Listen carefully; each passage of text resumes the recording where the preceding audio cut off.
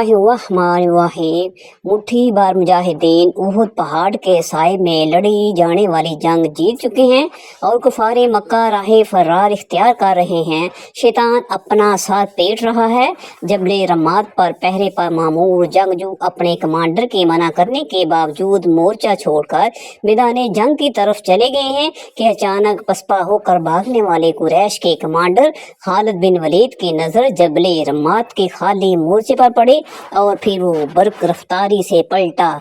रमात पर मौजूद चंद मुजाहिदीन को शहीद करता हुआ मैदान जंग में मुसलमानों पर टूट पड़ा। उसका हमला इतना अचानक, हैरान कुन और शदीद था कि मुसलमानों को संभलने का मौका ना मिल सका और यूं जरा सी गफलत से शदीद जानी नुकसान उठाना पड़ा।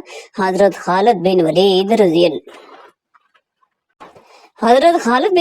रजी अल्लाह ताला अन्हु तारीख़ इस्लामी के माथे का झूमर हैं कि जिनके मुहय्यरुल अकूल और वलवलाई अंगेज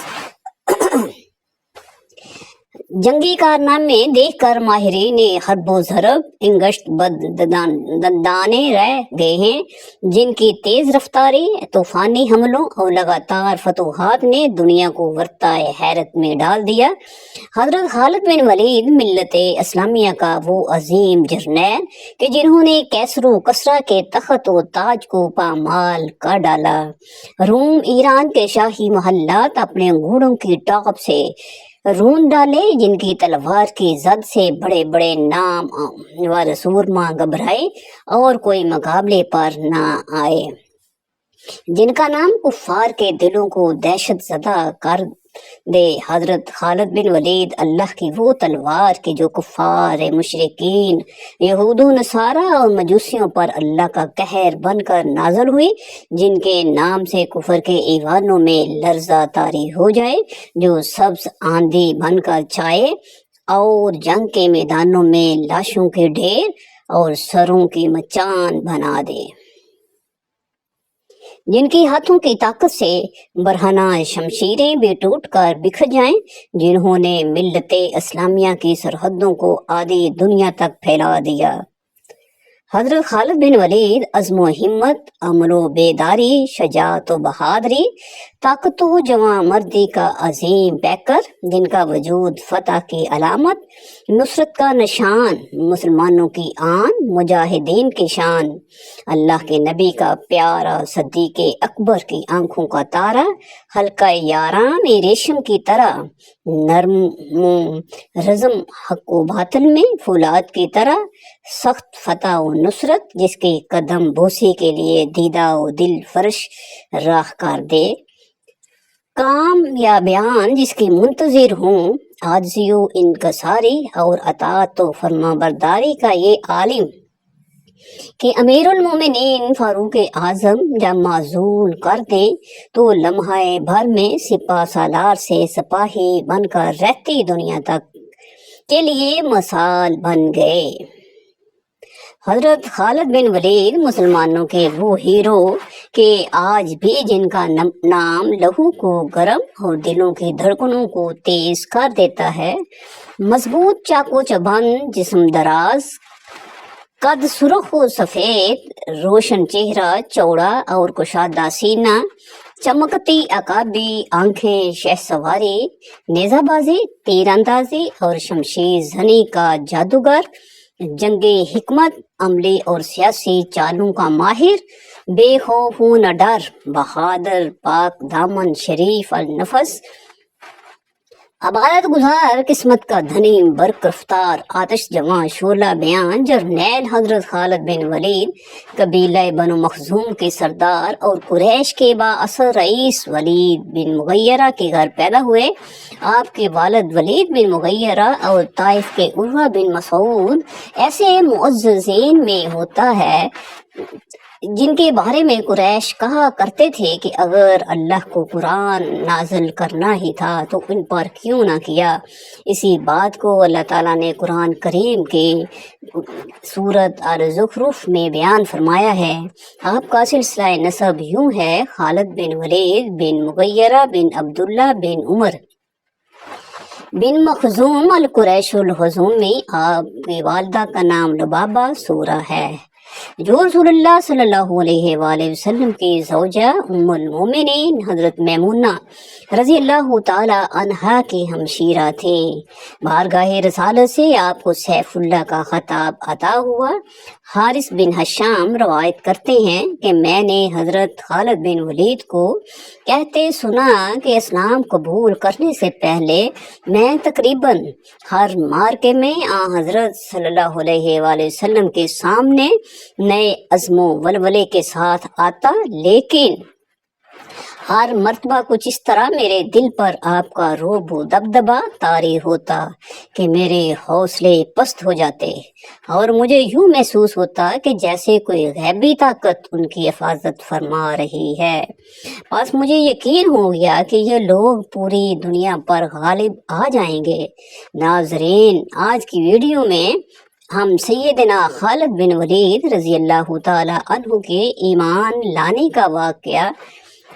ईमान अफरोज वाक़या सुनाते हैं। वो खुद फरमाते हैं कि जब अल्लाह ताला ने मेरे साथ खैर का इरादा फरमाया तो अल्लाह ताला ने मेरे दिल में इस्लाम की मोहब्बत डाल दी।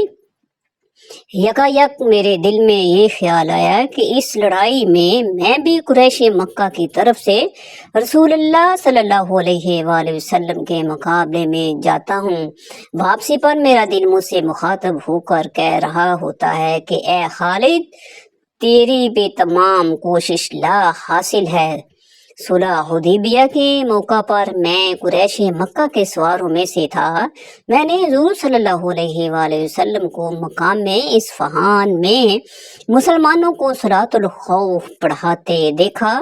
मेरे दिल में ख्याल आया कि बड़ा अच्छा मौका है, मुझे हमला कर देना चाहिए, लेकिन मेरा हमला करने से कबल ही रसूलुल्लाह सल्लल्लाहु अलैहि वसल्लम मेरे इरादे से वाकिफ हो गए और मैं हमला ना कर सका। तो उसी वक्त मैं समझ गया कि ये शख्स मिन जान बिल्लाह मामूरू महफूज हैं, गैब से उनकी हिफाजत की जा रही है।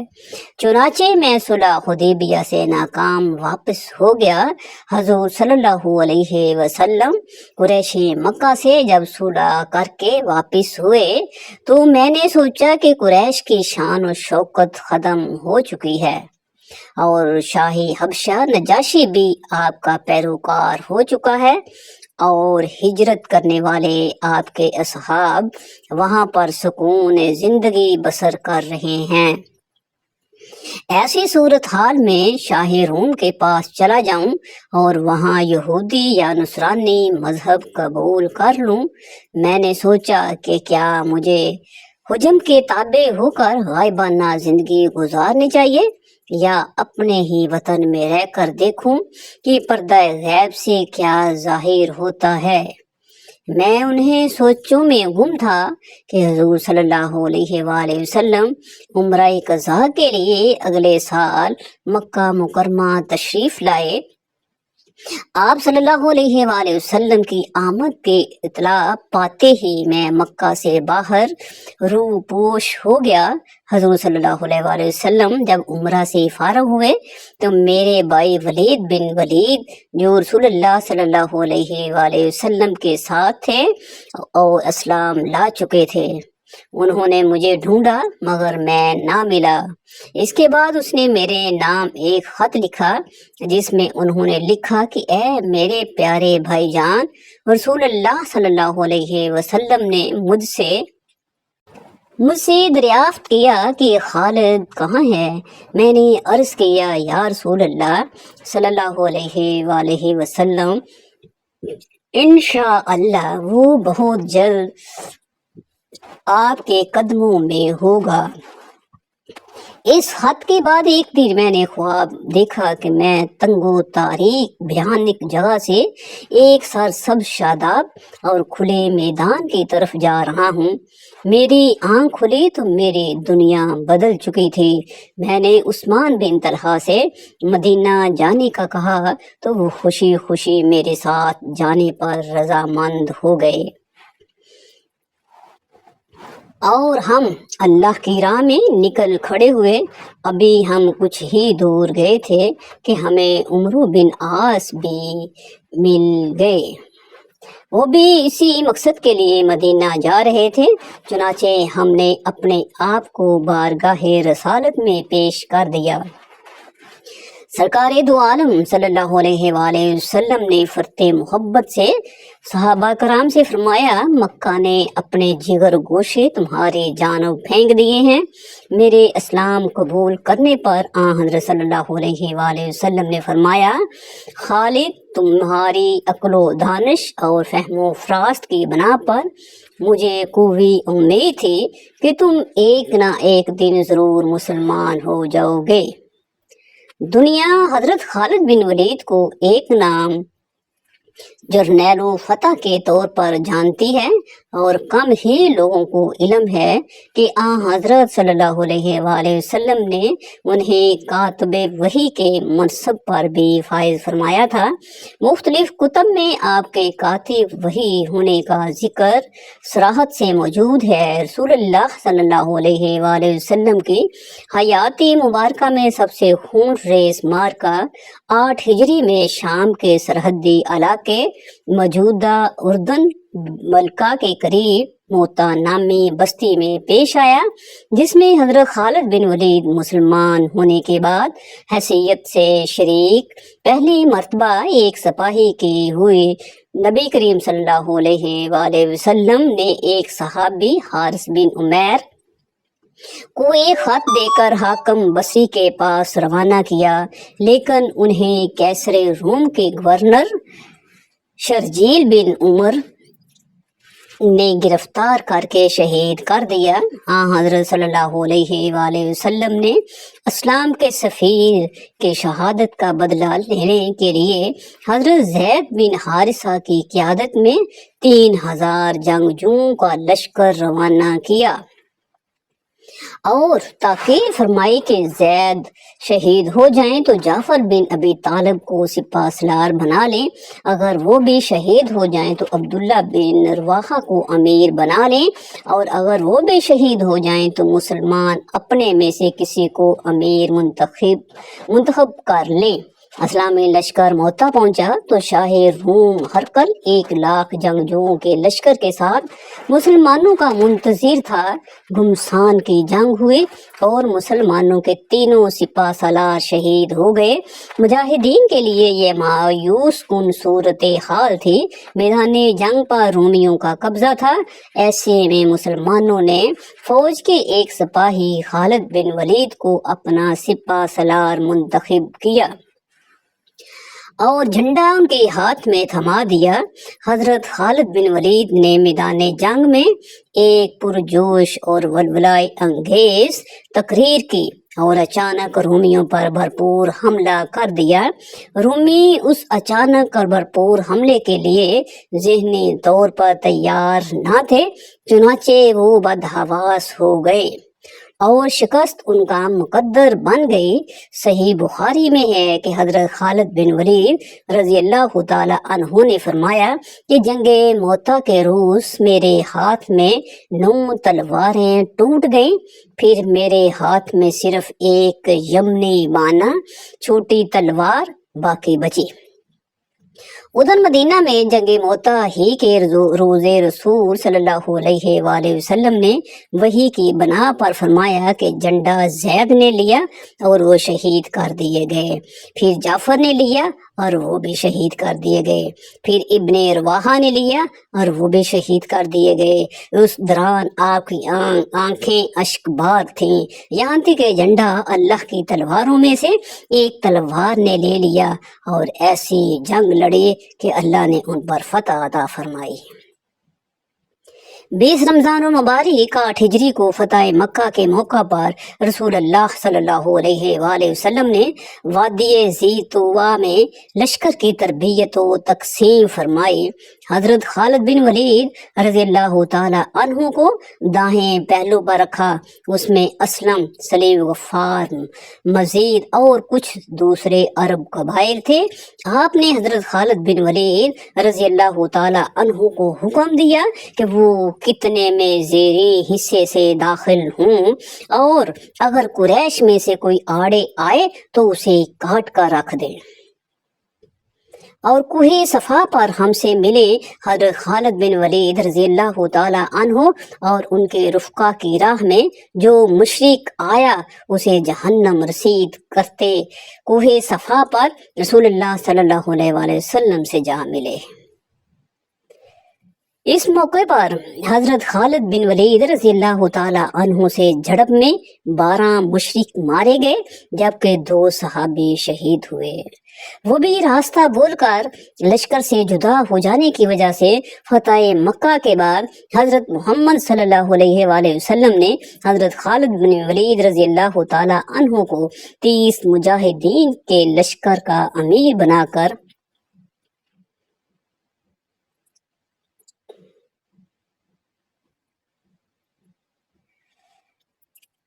30 مجاہدین کے لشکر کا امیر بنا کر عزا نام میں سبت گرانے کے لیے روانہ کیا۔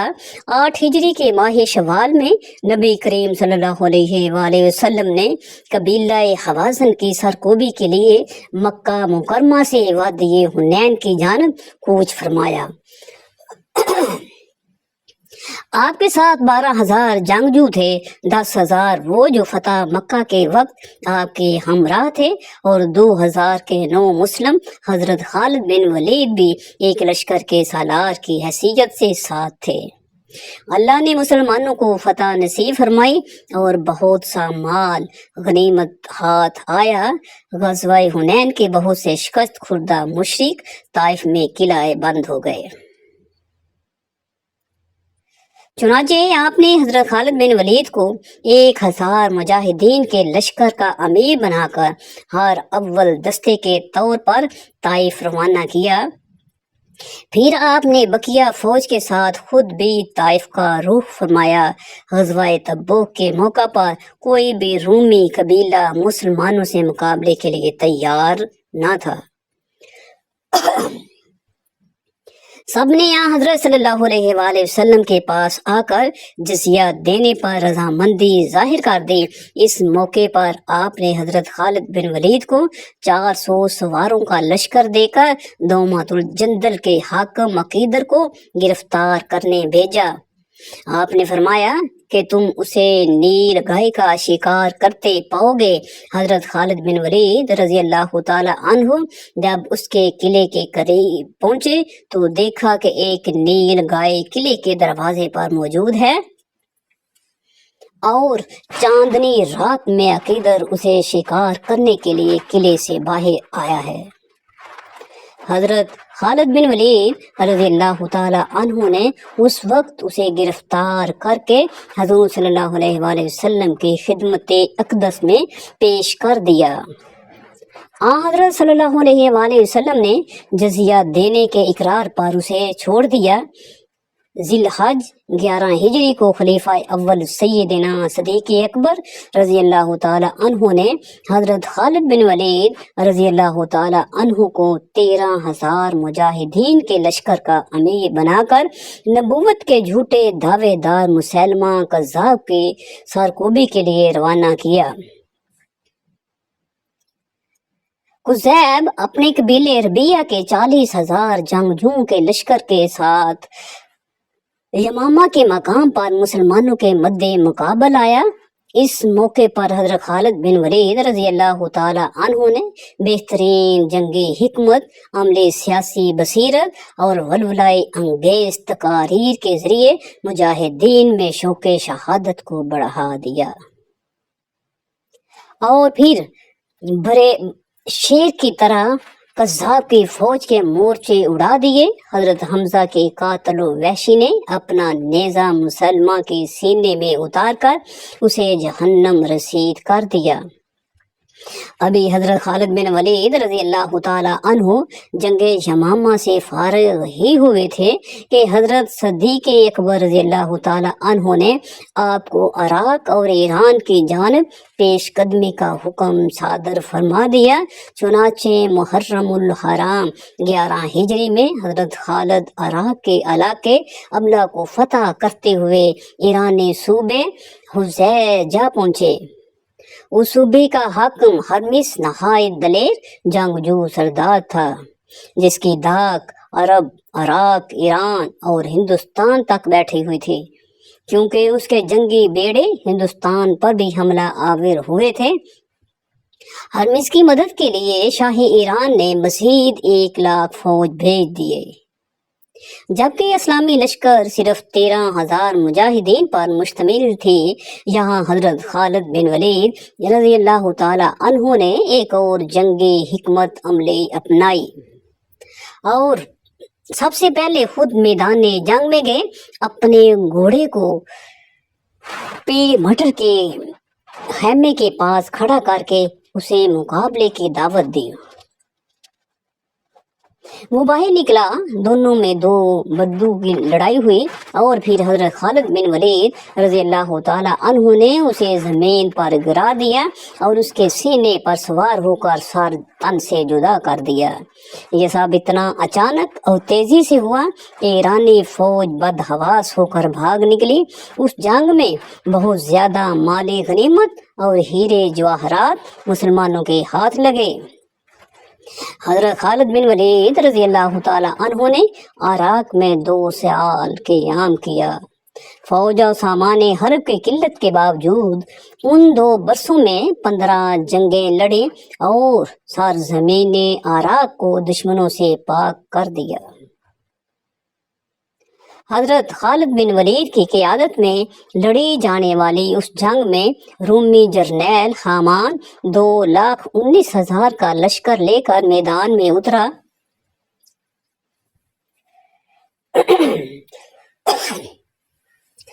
جبکہ مجاہدین کی تعداد 40,000 تھی۔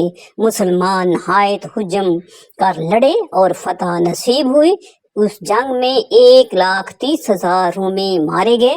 وہ 21 ہجری کی ایک غمناک رات تھی جب ہم شہر میں بستر مرگ پر لیٹے ہوئے دنیا کے سب سے عظیم سپہ سالار اور فاتحہ حسرت و یاس کی تصویر بنے کہہ رہے تھے، اللہ گواہ ہے کہ میں نے 100 سے زیادہ جنگوں میں شرکت کی۔